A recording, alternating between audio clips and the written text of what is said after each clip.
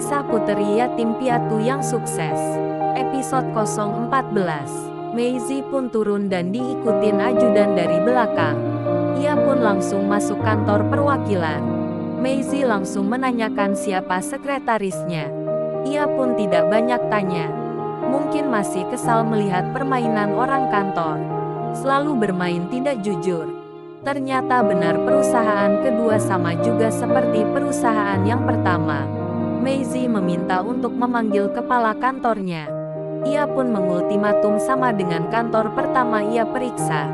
Mereka semua bingung. Akhirnya Maisie permisi. Mereka pun berjalan menuju perusahaan berikutnya. Hingga 5 perusahaan milik Bapak Marzegas diperiksa.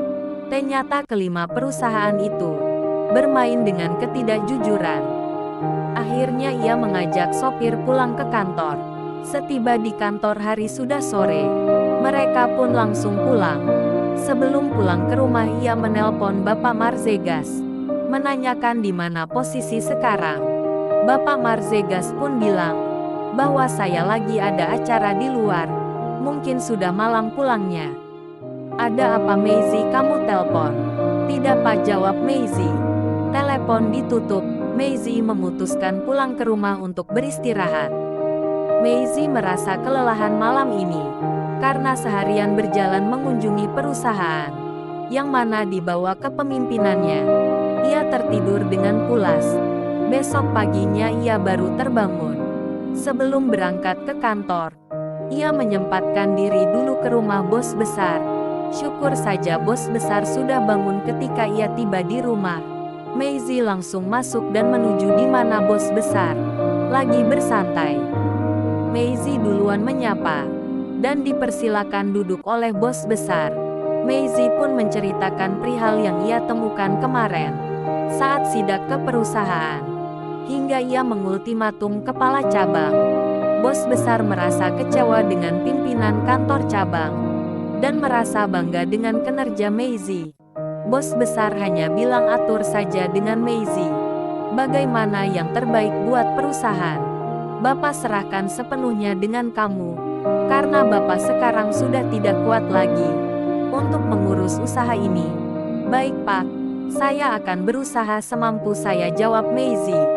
Ia pamitan untuk berangkat ke kantor. Maisie pun berangkat. Walaupun jabatannya nomor 1, ia tetap ke kantor naik motor pribadinya. Walau mobil kantor sudah disediakan. Bos besar melihat kesederhanaan Maisie, ia merasa bangga dan berencana memberi Maisie hadiah. Hari ini Maisie telat tiba di kantor. Semua pegawai pada sibuk di ruangan masing-masing. Ia masuk ruangannya, ternyata berkas pun sudah bertumpuk di atas meja kerjanya. Satu persatu ia periksa. Akhirnya selesai juga. Maisie berjalan menuju ruangan di mana tempat istirahat petugas cleaning service, di mana ia ingat pertama masuk kerja dulu. Di sanalah ia memulai berkarir. Petugas pun terkejut melihat bos mereka menuju ruangan tempat beristirahat. Dari jauh Maisie sudah tersenyum dan menghampiri petugas. Ia langsung bertutur sapa dan bercanda. Akhirnya Maisie menyuruh petugas untuk pesan makanan siang ini untuk seluruh pegawai kantor. Karena ia merasa bersyukur usahanya ada kemajuan. Maisie pun berpesan untuk siang ini kita makan bersama. Siapkan di ruangan biasa dipakai untuk rapat. Maisie pamitan. Makanan sudah siap. Bel tanda waktu istirahat sudah berbunyi. Semua pegawai diarahkan masuk ruang rapat untuk makan bersama. Mereka pun senang karena merasa diperhatikan oleh atasan. Tidak seperti selama ini. Memang kalau dinilai harganya tidak seberapa, tapi momen kebersamaan antara pimpinan dengan bawahan tidak terpisahkan. Acara makan bersama pun telah selesai. Pegawai mulai masuk ruangan.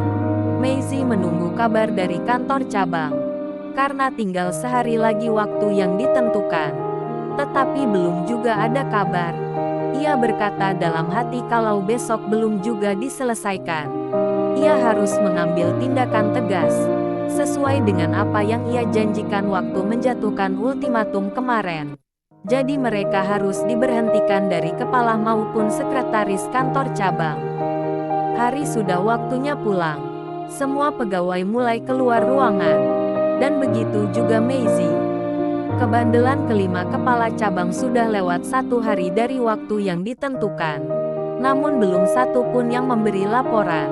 Maisie akhirnya menelpon orang kepercayaan bos besar untuk datang ke kantor pusat.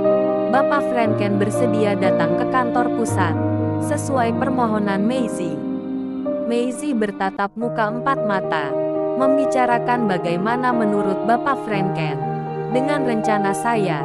Karena sudah lewat 1 hari dari waktu yang ditentukan, Bapak Franken tidak bisa memberikan keputusan.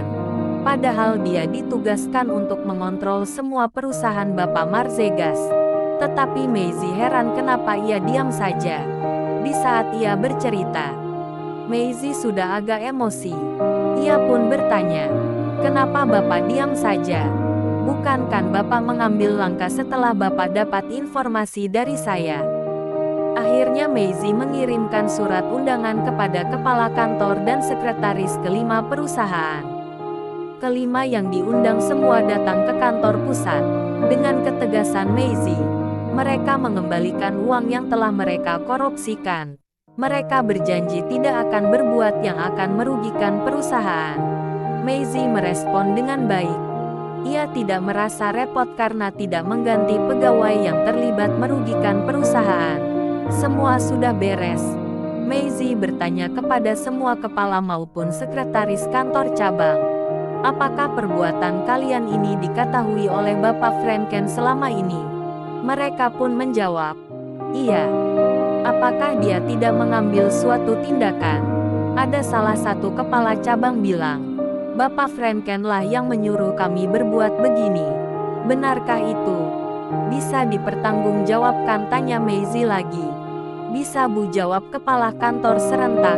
"Kalau begitu pertemuan kita ini sudah selesai dan begitu juga dengan masalah ini. Jadi mari kita tutup pertemuan kita." Semua pegawai dari kantor cabang pun pulang ke kantor masing-masing. Maisie akhirnya akan memberikan laporan kepada bos besar dengan perihal masalah perusahaan selama ini. Waktu yang tepat hari ini, ia datang ke rumah bos besar, berharap bisa bertemu supaya bisa menyelesaikan semuanya. Dalam perjalanan ia mencoba menghubungi bos besar. Tepat waktu ia pun ditunggu di rumah. Tidak merasa asing lagi. Ia langsung masuk saja karena melihat bos sedang duduk di taman samping rumah. Maisie tidak banyak berbasa-basi. Ia langsung cerita mengenai kepala cabang yang bermain curang selama ini sudah diselesaikannya. Bos besar memberikan apresiasi dengan kinerja Maisie. Sudah selesai Maisie pun pamitan pulang. Di perjalanan pulang, ia melewati rumah Ibu Haja. Maisie menyempatkan diri untuk mampir. Karena ia harus pamitan mau tinggal di tempat usahanya. Ia merasa tidak enak kalau terus tinggal di rumahnya Ibu Seinwa. Karena ia sudah lama tidak bekerja di kantornya. Tibalah Maisie di depan rumah Ibu Haja. Ia menekan bel. Keluarlah asisten rumah tangga untuk membuka pintu pagar. Maisie pun dipersilakan masuk. Asisten bilang Ibu Haja ada di dalam. Maisie mengucapkan salam. Terdengar dari dalam, "Mempersilakan masuk." Ia pun masuk. Maisie langsung menanyakan kabar kepada Ibu Haja. "Baik-baik saja," jawab Ibu Haja. "Kedatangan saya ke sini karena saya sudah kangen Bu. Dan juga saya mau pamitan." "Nak, Maisie mau kemana?" Ibu Haja langsung memotong pembicaraan Maisie. "Saya tidak mau kemana-mana Bu. Saya hanya mau." Terima kasih Anda telah menonton video ini. Tonton terus cerita selanjutnya di Rafflesia Channel. Agar tidak ketinggalan ceritanya, jangan lupa di like, share dan subscribe.